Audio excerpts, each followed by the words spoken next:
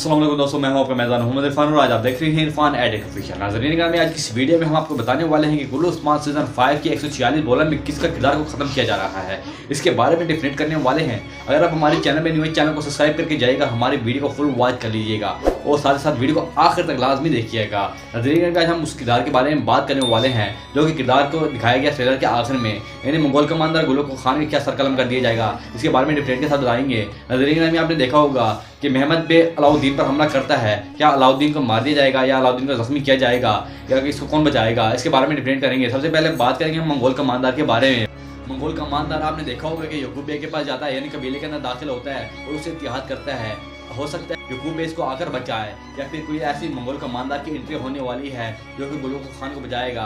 यानी ट्रेलर में गुल खान का जो किरदार है उसको ख़त्म नहीं किया गया, यानी सरकलम नहीं किया गया। उस्मान बे ने हमला किया मगर उसे कैद कर लिया जाता है या फिर किसी मुआहदे के तहत इसको इस्तेमाल किया जाएगा।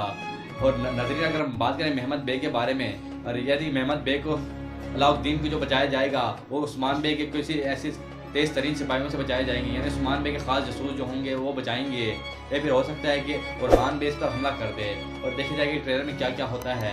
नज़रीन में आज की वीडियो इतनी। अगर आपको हमारी वीडियो का कोई पार्ट अच्छा लगा तो वीडियो को कमेंट सेक्शन में लाजमी जवाब दीजिएगा और हमारी वीडियो को लाइक करके जाएगा, हमारे चैनल को सब्सक्राइब करके जाएगा।